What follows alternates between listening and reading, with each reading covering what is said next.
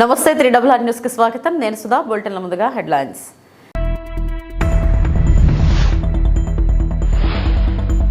జగన్ కు అదాని ముడుపులపై కేబినెట్ లో చర్చించిన తర్వాతే నిర్ణయం తీసుకుంటామన్న డిప్యూటీ సీఎం పవన్ కళ్యాణ్.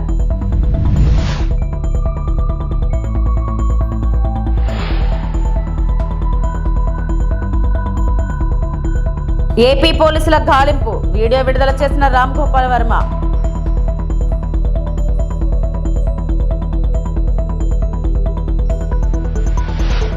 నా భర్తకు ప్రాణహాని ఉంది. ఇంటూరి రవికిరణ్ భార్య సుజన.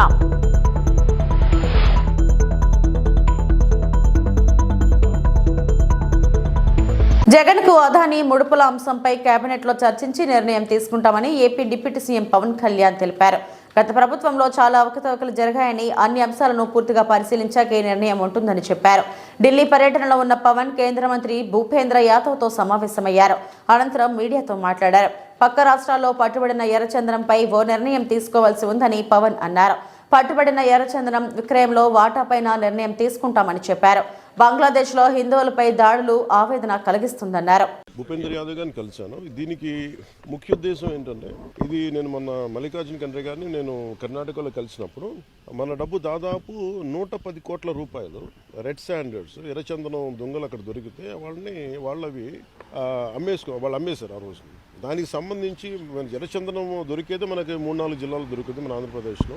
అలాంటిది ఎక్స్పోర్ట్ స్మగుల్ చేసి అది కర్ణాటకలో పట్టుకున్నప్పుడు నేను వెళ్ళి ఆ రోజున కర్ణాటకలో కూర్చునే రివ్యూ వాళ్ళతో కూర్చునే వరకు మన ఫారెస్ట్ డిపార్ట్మెంట్ ఆఫీషియల్స్ కూడా చెప్పలేదు. నాకు అప్పుడే సర్ప్రైజింగ్ న్యూస్ అనిపించింది.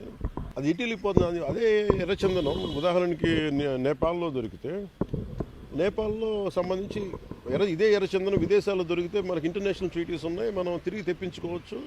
మనం ఖర్చు పెట్టుకుంటే ఎర్రచందనం దొరికిన ఎర్రచందనాన్ని ఆ రెస్పెక్టెడ్ ఎక్కడైతే సోర్స్ కంట్రీ ఏది ఉందో వాటికి పంపించేయచ్చు అనేది నిబంధనలు. దాని ప్రకారం నేను అటవీ శాఖ మంత్రి బాధ్యతగా తీసుకున్న తర్వాత నేపాల్లో ఉండిపోయింది, మనం చేసాం. అది ప్రాసెస్లో ఉంది. కొన్ని ఇష్యూస్ ఉన్నాయి, అవి సార్ట్అవుట్ చేస్తాం. అలాంటిది మన పక్క రాష్ట్రాల్లో దొరికినప్పుడు నేను అడిగింది ఏంటంటే, అలాంటి ట్రీటీస్ ఏం లేవా మనకి అన్నాను.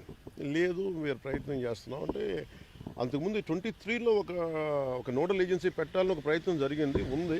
అప్పటి గవర్నమెంట్ దాన్ని ముందుకు తీసుకెళ్ళలేదు. సో నేను తిరిగి దాన్ని రివైవ్ చేసి భూపేంద్ర యాదవ్ గారి దృష్టికి తీసుకొస్తే ఆయన ఈ రోజున అపాయింట్మెంట్ ఇచ్చారు. మేము అడిగింది ఏంటంటే, ఒక నోడల్ ఏజెన్సీ ఉంది, దానికి ఎక్కడైతే ఎర్రచందనం దొరుకుద్దో ఏ రాజ్యాలు, ఆంధ్రప్రదేశ్ సోర్స్ అది ఎర్రచందనం, ఇక్కడ దొరికిన ఎర్రచందనం, లేదంటే ఉదాహరణకి కర్ణాటకలో మనకి శ్రీగంధం చెట్లు దొరికినా కానీ ఎక్కడైతే ఆ పక్క రాష్ట్రాల్లో పట్టుబడతాయో ఆ పట్టుబడిన చోట తిరిగి వాళ్ళకి చేరవేసేలాగా, లేదంటే అమ్మేస్తే వచ్చిన రెవెన్యూని ఒక 60-40 నిష్పత్తులు అంటే సోర్స్ ఉదాహరణ ఎర్రచంద్రం మంది అయితే మనకి 60% వచ్చేలాగా, ఆ పట్టుబడ్డ రాష్ట్రంలో 40% వచ్చేలాగా అలాంటిది నిబంధన ఏదైనా చేయమని రిక్వెస్ట్ చేస్తాను. సార్, ఈ అదానీ కంపెనీతో చేసుకున్న రాష్ట్ర ప్రభుత్వం, గత ప్రభుత్వం చేసుకున్నటువంటి విద్యుత్ ఒప్పందాలపైన రాష్ట్ర ప్రభుత్వం ఏ వైఖరి తీసుకోబోతుంది, వాటిని రద్దు చేయబోతున్నట్లుగా కేంద్రాన్ని దర్యాప్తు జరిపించాలని కోరబోతున్నట్లుగా వార్తలు వస్తున్నాయి. ఇది ఒక్కసారి మేము కేబినెట్ మీటింగ్లో కూర్చొని గౌరవ ముఖ్యమంత్రి శ్రీ చంద్రబాబు నాయుడు గారు ఆధ్వర్యంలో దీన్ని ఎలా ముందుకు తీసుకెళ్ళాలి. ఎందుకంటే మేము 7 పేపర్స్ చేసినప్పుడు జనరల్గా ఒక ప్రెస్ మీట్లో చెప్పలేదు.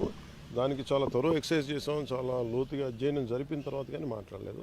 ఇది కూడా సెన్సిటివ్ ఇష్యూ. ఎందుకంటే నాకు అనిపిస్తుంది ఏంటంటే, వ్యక్తిగతంగా ఇది ఒకటి ఖచ్చితంగా గత ప్రభుత్వం చాలా అవకతవకలు జరిగినాయి, అది దాంట్లో భాగమా లేదా అనేది చూడాలి. 2 దీన్ని ఇంటర్నేషనల్ కాన్స్పిరసీతో ఒక యాంగిల్ ఉందా, సో మల్టిపుల్ యాంగిల్లో చూసి అందుకని దీన్ని కొంచెం కాషస్గా ఉండాలి. దీనికి చాలా మరింత లోతుగా అధ్యయనం చేసిన తర్వాత, అంటే మనదైన అధ్యయనం చేసిన తర్వాత, విచారణ జరిపిన తర్వాత దీని మీద మాట్లాడాల్సిన అవసరం ఉంది. నేను మనందరం ఖండించాలి కదండి.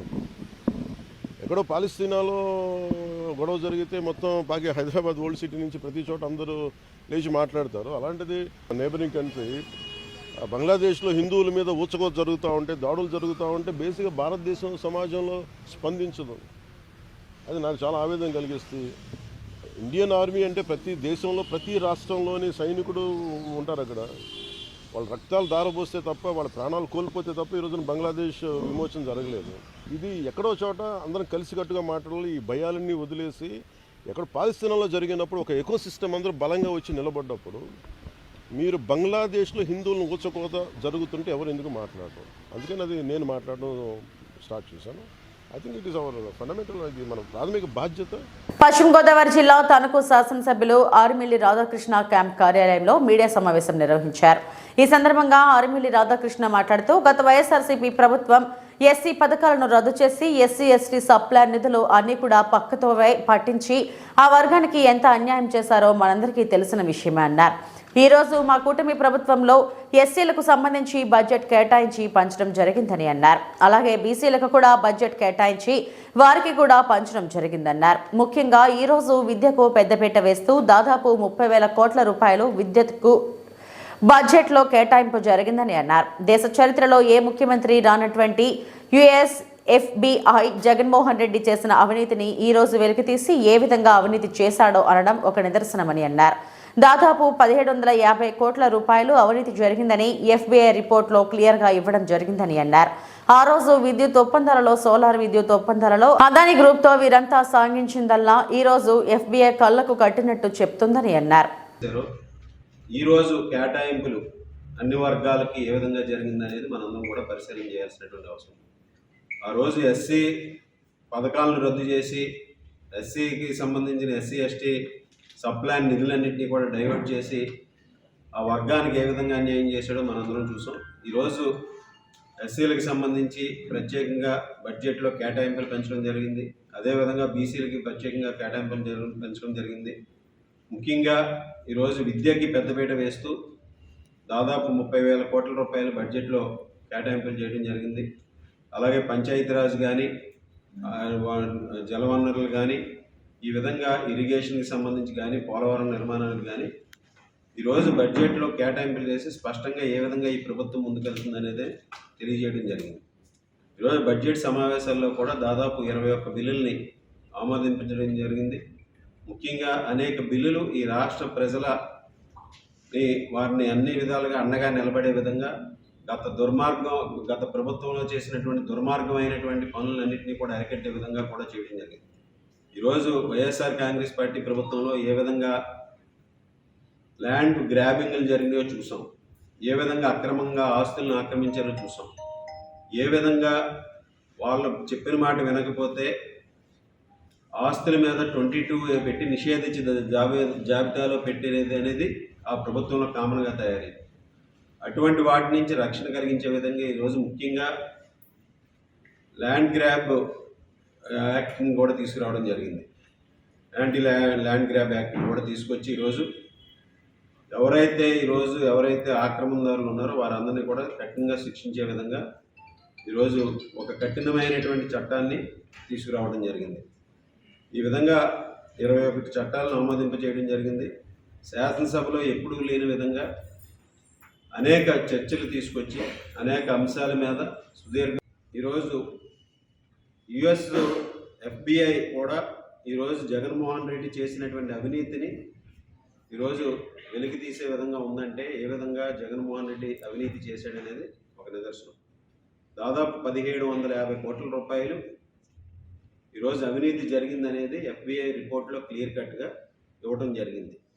ఆ రోజు ఏదైతే విద్యుత్ ఒప్పందాలు చేసుకోవడానికి, ఆ రోజు సోలార్ విద్యుత్ ఒప్పందాలు చేసుకోవడానికి అదాని గ్రూప్తో ఆ రోజు వీళ్ళకి సాగించినటువంటి వ్యవహారం అంతా ఈరోజు ఎఫ్బిఐ ఏపీ పోలీసులు గాలింపు నేపథ్యంలో వివాదాస్పద దర్శకుడు రామ్ గోపాల్ వర్మ ఓ వీడియోను విడుదల చేశారు. కేసులకు తానేమీ భయపడటం లేదని తెలిపారు. తాను పోస్టులు పెట్టిన వారికి కాకుండా సంబంధం లేని వారు మనోభావాలు దెబ్బతింటే ఈ కేసులో సెక్షన్లు ఎలా వర్తిస్తాయని ప్రశ్నించారు. ప్రస్తుతం ఓ మూవీ షూటింగ్లో ఉన్నారని, నిర్మాతకు నష్టం వస్తుందనే విచారణకు రాలేకపోతున్నట్లు తెలిపారు. సార్వత్రిక ఎన్నికలకు ముందు వ్యూహం సినిమా ప్రమోషన్ సమయంలో టీడీపీ అధినేత చంద్రబాబు, జనసేన అధ్యక్షుడు పవన్ కళ్యాణ్ వ్యక్తిత్వాలను కించపరిచేలా సామాజిక మాధ్యమం వేదికగా రామ్ గోపాల్ వర్మ పోస్టులు పెట్టారంటూ ప్రకాశం జిల్లా మద్దిపాడు మండల టీడీపీ ప్రధాన కార్యదర్శి రామలింగయ్య పోలీసులకు ఫిర్యాదు చేశారు. దాని ఆధారంగా పోలీసులు వర్మపై కేసు నమోదు చేశారు. విచారణకు హాజరు కాకపోవడంతో అరెస్టు చేసేందుకు యత్నిస్తున్నారు. హైదరాబాద్లోని ఆయన నివాసం వద్దకు ఇటీవల వెళ్లారు. ఈ నేపథ్యంలో వర్మ వీడియో విడుదల చేశారు. Extremely sorry to disappoint. అంటే ఇప్పుడు ఉనికిపోతున్నాను, మంచం కింద కూర్చొని ఏడుస్తున్నాను అని అందరూ what ever the media speculating, వాళ్ళందరికీ చిన్న డిసప్పాయింట్మెంట్గా ఉండొచ్చు వీడియో. ఇక్కడ పాయింట్ ఏంటంటే I just want explain the whole concept. ఇప్పుడు నేను ఆల్మోస్ట్ ఒక 1 year బ్యాక్ ఏదో ట్వీట్స్ పెట్టాను అనే ఎలిగేషన్. ఆ ట్వీట్స్ ఎవరో మనోభావాలు దెబ్బతిన్నాయి. ఇక్కడ విచిత్రం ఏంటంటే 1 year బ్యాక్ పెట్టిన ట్వీట్స్ 4 డిఫరెంట్ ప్లేసెస్లో 4 డిఫరెంట్ జ్యూరిస్డిక్షన్స్లో 4కి ఒకే 3-4 రోజుల వ్యవధిలో వాళ్ళ మనోభావాలు దెబ్బతిన్నాయి. వాళ్ళు ఆ పరంగా కంప్లైంట్ ఇవ్వడం, కేసులు పెట్టడం జరిగింది. ఇక్కడ పాయింట్ 1, ఎవరి మీద అయితే నేను పెట్టానని వాళ్ళు చెప్తున్నారో వాళ్ళకి లేదు, ఎవరో థర్డ్ పార్టీ, అసలు సంబంధం లేనివాడు. సో ఆ కాంటెక్స్ట్లో అసలు ఈ కేసు ఎలాగా, ఈ సెక్షన్స్ ఎలా వర్తిస్తాయి అనేది అప్పుడు ఆబ్వియస్గా నాకు వచ్చే అనుమానం కానీ, నాకు కానీ నా మనుషులు కానీ, ఇది ఒక పర్సిక్యూషన్ చేయడానికి ఒక పద్ధతి ప్రకారం ఉన్న ఎలవబుల్ లాస్ని వాడుతున్నారా, లేకపోతే ఇప్పుడు వరల్డ్ ఓవర్ ఒక ఫినామినా ఏం జరుగుతుందంటే పొలిటికల్ పార్టీస్ వాళ్ళు they are weaponizing the systems of the police. అది అమెరికాలో జరుగుతుంది, యూరోప్లో జరుగుతుంది, ఇక్కడ కూడా జరుగుతుంది. అప్పుడు నేను ఏ ఒక్క వ్యక్తిని, ఒక పోలీస్ ఆఫీసర్ని కానీ, ఒక పొలిటికల్ పర్సన్ కానీ నేను బ్లేమ్ చేయట్లా. I think it happens in certain ఒక ఏమంటారు దాన్ని, ఒక వే.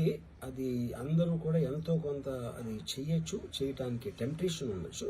But eventually there is the law of the land which will take the final call. So అది that I completely agree, believe in that and I abide by that as a citizen.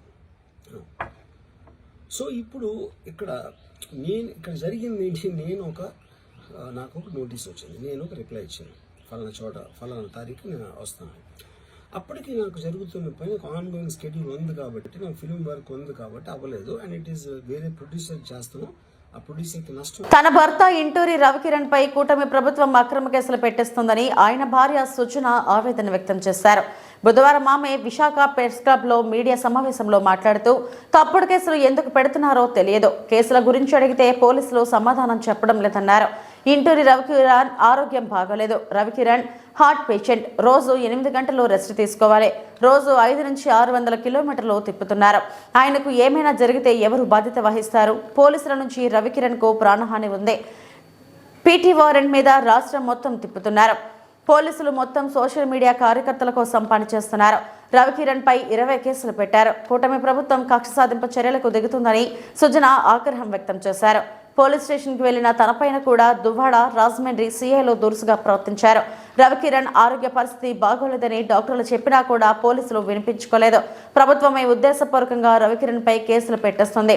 TDP నాయకులతో తప్పుడు ఫిర్యాదులు ఇప్పిస్తున్నారని సుజన తెలిపారు. రాజమండ్రి జైల్లో అప్పచెప్పారు. అక్కడి నుంచి మళ్ళా కురుపం తీసుకెళ్లారు. ప్రతిరోజు అతన్ని 500-600 కిలోమీటర్లు తిప్పుతున్నారండి. అతనికి అసలు నిద్రపోవడానికి కూడా టైం ఇవ్వట్లేదు. ప్రతిరోజు తీసుకెళ్తున్నారు. పీటీ వారెంట్లు వేసి స్టేషన్ కస్టడీలు వేసి తీసుకెళ్తున్నారు. డాక్టర్లు చెప్తున్నా కూడా అతను అన్ఫిట్గా ఉన్నాడు, అతను తిరగడానికి అన్ఫిట్గా ఉన్నాడు, అతని ఆరోగ్యం బాగాలేదని చెప్పినా కూడా అతన్ని స్టేట్మెంట్లు వేసి తీసుకెళ్తా ఉన్నారు. పీటీ వారెంట్లు వేసి స్టేషన్ కస్టడీలు అని చెప్పి తిప్పుతా ఉన్నారు. రోజుకి 500-600 కిలోమీటర్లు తిరుగుతున్నారండి. అతను నిద్రపోవడానికి టైం కూడా ఇవ్వట్లేదు. అతను హార్ట్ పేషెంట్, 8 hours అసలు రెస్ట్ ఉండాలి. అతని ఆరోగ్యం బాగా క్షీణించింది. అతను నడవలేని స్థితిలో ఉన్నా కూడా తీసుకెళ్ళిపోతున్నారు. అతన్ని ట్యాబ్లెట్స్ కూడా ఇస్తున్నారా లేదో తెలియదండి నాకు. అతను వెళ్తుంటే, మేము జైలుకి వెళ్తుంటే ఎంట్రీ పెట్టుకుంటుంటే అసలు ఎంట్రీ అతను లేడనే చెప్తున్నారు. మాకు ఎంట్రీ క్యాన్సిల్ అయిపోతుంది. పీటీ వారెంట్లు వేసి తీసుకెళ్ళిపోయారమ్మంటున్నారు. ఏ స్టేషన్ అంటే చెప్పట్లేదు, ఎక్కడికి తీసుకెళ్లారంటే చెప్పట్లేదు. చాలా ఇబ్బంది పెడుతున్నారండి నన్ను, నా పిల్లల్ని, నా కుటుంబాన్ని అంతా చాలా ఇబ్బంది పెడుతున్నారు. అతను ఎక్కడ ఉంటున్నాడో తెలియట్లేదు, ఏం చేస్తున్నారో తెలియట్లేదు. ప్రతిరోజు ఇలా తిప్పుతున్నారు. అతని ఆరోగ్యం క్షీణించి అతనికి ఏదైనా అంటే ఎవరిదండి రెస్పాన్సిబిలిటీ? డాక్టర్ రిపోర్టు, అన్ని రిపోర్ట్స్ ఉన్నాయండి. నేను మళ్ళీ సబ్మిట్ చేస్తాను, మీ అందరికీ చూపిస్తాను. అతని మీద ఎందుకు కేసులు పెట్టారండి, దేనివల్ల కేసులు పెట్టారు, అవన్నీ చూపించండి నాకు. అతను సోషల్ మీడియా అంటే పోస్టులు పెడతారండి, మార్పింగ్ ఏమైనా చేశారా? అతను ఏమైనా అసభ్యకంగా రాశాడు, అసభ్యకరంగా అశ్లీలంగా ఏమన్నా ఉన్నాయా పోస్టుల్లో? ఒకసారి చూపియండి. ఎందుకు పెడుతున్నారు ఇన్ని సెక్షన్లు, ఎందుకు పెడుతున్నారు అతని మీద? ఏమో అండి, తీసుకెళ్తున్నారు. ఇప్పుడు పొద్దున్న తీసుకెళ్తున్నారు, రాత్రి ఏ టైంకి ఇస్తున్నారో తెలియట్లేదు. ఇంటి దగ్గర నుంచి అరెస్ట్ చేస్తుంటే నేను ఫాలో అవుతున్నాను, అందుకని నన్ను కట్ చేశారు. జైల్లో పెడుతున్నారు. జైల్లో అయినా ఉంచుతున్నారా? జైలు నుంచి తీసుకెళ్తున్నారు. ఎప్పుడు తీసుకెళ్తున్నారో అర్ధరాత్రి లేదు, సండే లేదు, ఎప్పుడు లేదు. ఎప్పుడు తీసుకెళ్తున్నారో తెలియదు, ఎప్పుడు తీసుకొస్తున్నారో తెలియదు. అతను అక్కడ ఉన్నాడని మనం వెళ్ళి ములాఖాత్ పెట్టుకుంటే అక్కడ లేడమ్మా, పీటీ వారెంట్ మీద తీసుకెళ్లారు. ఎక్కడ తీసుకెళ్లారు మాకు తెలీదు, ఇట్లనే చెప్తున్నారు. జైల్లో కూడా మాకేం చెప్పట్లేదండి. అక్కడికి వెళ్ళి అడుగుతుంటే కూడా మనిషి ఉండట్లేదు, మమ్మల్ని కలవనివ్వట్లేదు అసలు ఆయన్ని. ఏ స్టేషన్ అని లేదండి.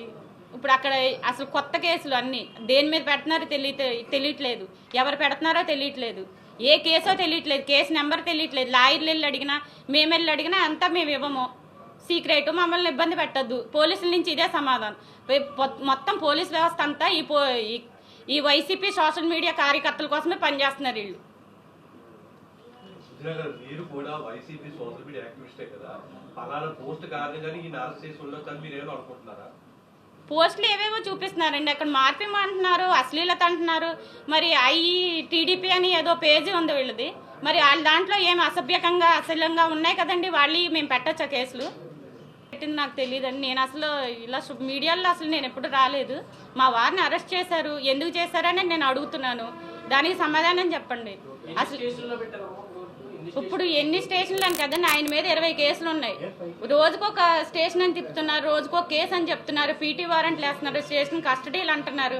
అతన్ని ఒక్క చోట ఉండనివ్వట్లేదు.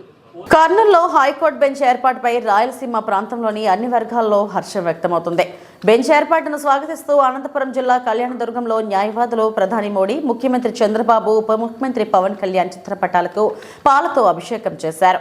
ఎమ్మెల్యే ఆమ్లనేని సురేంద్రబాబు కార్యక్రమంలో పాల్గొన్నారు. కర్నూలులో హైకోర్టు బెంచ్ ఏర్పాటు శుభపరిణామమన్నారు. హైకోర్టు బెంచ్ కర్నూలులో ఏర్పాటైతే రాయలసీమ ప్రజలకు ఎంతో ఉపయోగకరంగా ఉంటుందన్నారు. మన ప్రభుత్వం వచ్చి 5 నెలలు అయింది. 5 నెలల్లో ఏదైతే ఉందో మొన్న జరిగిన అసెంబ్లీలో నిజంగా ఒక గొప్ప తీర్మానం చేశారు. అది కూడా వెంటనే ప్రారంభించేటట్టు అన్ని చర్యలు తీసుకోవాలని చెప్పి మన ముఖ్యమంత్రి గారు, ఉప ముఖ్యమంత్రి గారు, అలాగే నారా లోకేష్ గారు అందరూ కూడా తీర్మానం చేసి చాలా గొప్ప నిర్ణయం ఇది. మన రాయలసీమ వాసులకి చాలా ఉపయోగపడే హైకోర్టు ఇది. ఖచ్చితంగా మంచి శుభ పరిణామం. కాబట్టి ఏదేమైనా కూడా రాష్ట్ర అభివృద్ధి కావాలంటే ఖచ్చితంగా చంద్రబాబు నాయుడు గారు ఇంకో 15 ఏళ్లు ముఖ్యమంత్రిగా కొనసాగాల్సిన అవసరం ఎంతైనా ఉందని.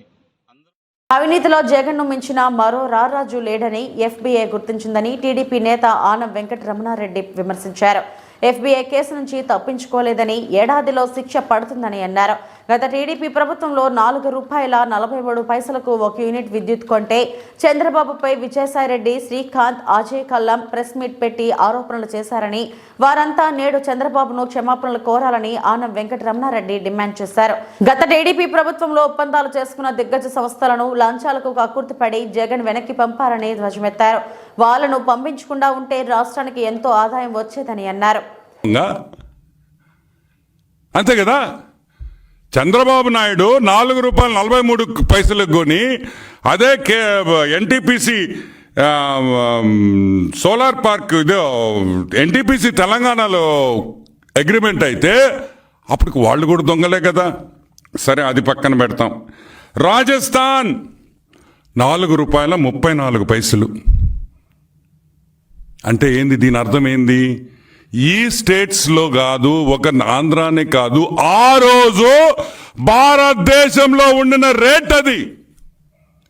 భారతదేశంలో ఉండిన రేటు ఆ రోజు ₹4.43 నుంచి ₹4.67 వరకు వేరియేషన్ ఉండింది. ఆ రేటే చంద్రబాబు నాయుడు కొన్నారు. అనంతపూర్ సోలార్ పార్క్కి చేసిన పీపీఐలో అన్ని రాష్ట్రాల్లో చేసిన ప్రైజులో అతి తక్కువ ప్రైజ్ చంద్రబాబు నాయుడు గారిదే అని కూడా నేను మనవి చేస్తున్నా.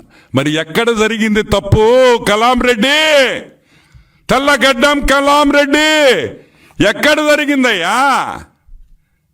మా మీదకి ఎఫ్బిఐ రాలేదే, మా మీద సిబిఐ రాలేదే. నువ్వు గవర్నమెంట్లో ఉన్నావు, మేము తప్పు చేసి చంద్రబాబు నాయుడు మోసం చేసి లంచం తిని ఆ రోజు చేస్తుంటే నువ్వెందుకు కేసు పెట్టలేదు, ఎందుకు ఎంక్వైరీ పెట్టలేదు అని అడుగుతున్నా. ఆ రోజు అబ్దుల్ కలాం రెడ్డి ఐఏఎస్ ఆఫీసర్ కదా, ఏం రెడ్డి నువ్వు ఎందుకు కేసు పెట్టలేదు చంద్రబాబు నాయుడు మీద? ఎందుకు పెట్టలేదు? నువ్వు చెప్పావు కదా, ప్రెస్ మీట్లో చెప్పావు అవకతవకలు జరిగినాయా. ఎందుకు పెట్టలే? అది పెట్టేదానికి ఘోష ఒకటి ఉంటే కదా పెట్టేదానికి.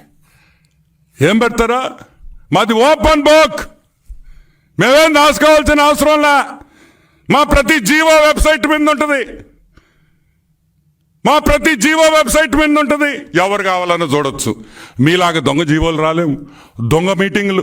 ఈరోజు చంద్రబాబు నాయుడు గారు ఎవరినైనా కలిస్తే ఓపెన్, చీఫ్ సెక్రటరీ ఉంటాడు, కన్సర్న్ మినిస్టర్ ఉంటాడు, పేషీలు కాఫీలు ఇచ్చేవాళ్ళు ఉంటారు, టీలు ఇచ్చేవాళ్ళు ఉంటారు, బిస్కెట్లు ఇచ్చేవాళ్ళు ఉంటారు. కానీ నువ్వు కలిస్తే నువ్వు నీ భార్య తప్పితే ఎవరుండరు. అదేందా?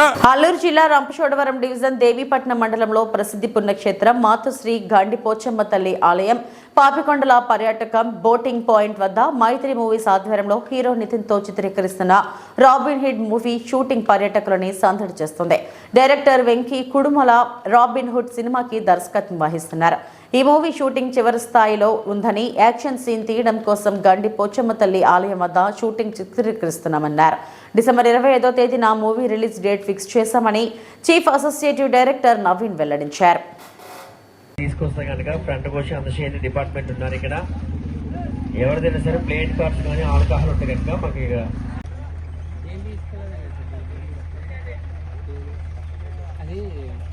అలాగే మీకు బ్రేక్ఫాస్ట్ అయితే లిమిటెడ్ అండి, ఇడ్లీ గారి ఉప్మా లిమిటెడ్. ఓకే, యాక్షన్ ఉంటుంది. ఆ ప్లేట్స్ అనుకో డస్ట్బిన్ లో వేయండి. షింక్ ఉంటుంది, షింక్ లో హ్యాండ్ వాష్ చేసుకోండి. ఎవరు కూడా గోదావరిలో పడేయద్దు. అలాగే డ్రింకింగ్ వారితో తిరుమల శ్రీవారిని సినీ నటి జ్యోతిక దర్శించుకున్నారు. బుధవారం ఉదయం వీఐపీ విరామ సమయంలో సుప్రభాత సేవలో ఆమె పాల్గొన్నారు. దర్శనం అనంతరం రంగనాయకుల మండపంలో వేద పండితులు వేదాశీర్వచనం అందించగా ఆలయ అధికారులు శ్రీవారి తీర్థ ప్రసాదాలు అందజేశారు. అనంతరం బయటకు వస్తున్న ఆమెతో పలువురు సెల్ఫీలు దిగారు. ఓ అభిమాని ఆమెకు స్వామివారి చిత్రపటం బహుకరించారు.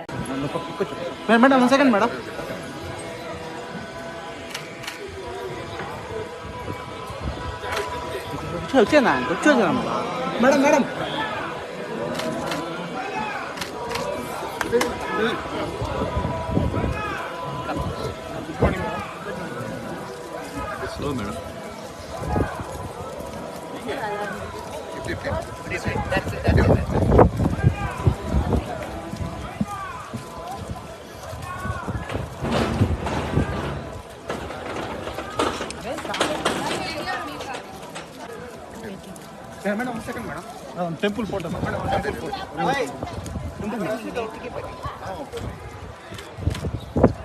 మేడం ఇచ్చింది మేడం.